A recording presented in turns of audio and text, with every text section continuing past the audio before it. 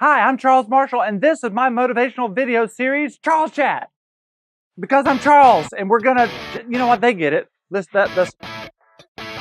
Not long ago, my wife signed us up for dance lessons sponsored by our local school's continuing education program, which means the same thing in my neighborhood as it does yours. Quality, excellence, and teachers who couldn't get a full-time gig.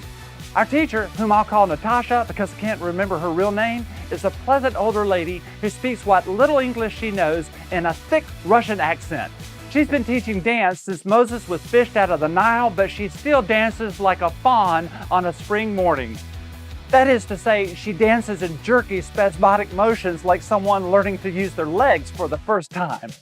Now, I only jest. She dances beautifully, but unfortunately possesses no actual teaching ability. When my wife and I were learning the waltz, any question I would ask Natasha would result in loud clapping in my face. 1, 2, 3, 1, 2, 3, see? It's easy, 1, 2, 3, see? Yeah, that clears up everything. Thanks, Natasha. Our teacher's dancing assistant, whom I'll call Bob because that's his name, also dances like a dream. By which I mean everything's out of place and nothing makes sense. Again, I kid, his dancing is superb.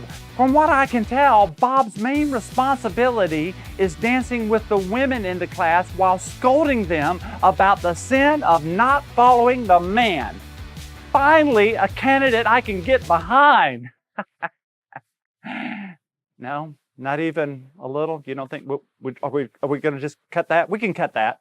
We could just cut it. After a while, Bob would run out of steam and relinquish his partner, and then he'd kind of hover around the other couples, hoping someone would ask him a question, presumably so he could cut in and chew out another woman, I guess. About 3/4 of the way through the class, Natasha and Bob would give up on their slow-witted, clumsy students and start gliding around the cafeteria floor like Fred and Ginger. Meanwhile, the rest of us would look for our chance to slip out of the room without getting caught, like restaurant patrons trying to skip out on the check. But here's the thing, even though the class wasn't ideal, I'm still glad I took it because it gave me a chance to try something new. Do you know there are people who will never take a dance class, they will never read a book, or even watch a motivational video? Never give up, never surrender. Obviously, I'm not talking about you.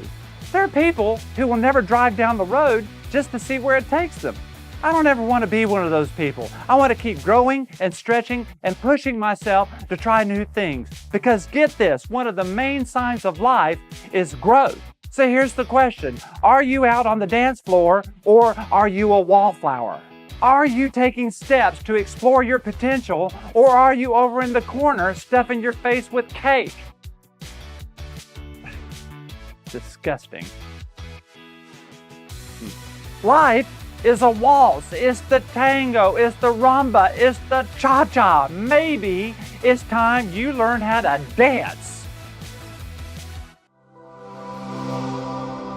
Hey, I hope you liked the video. If you did, please hit the subscribe button. Then go ahead and hit the share button. Then hit the like button. And if you do, I can promise we'll be besties forever.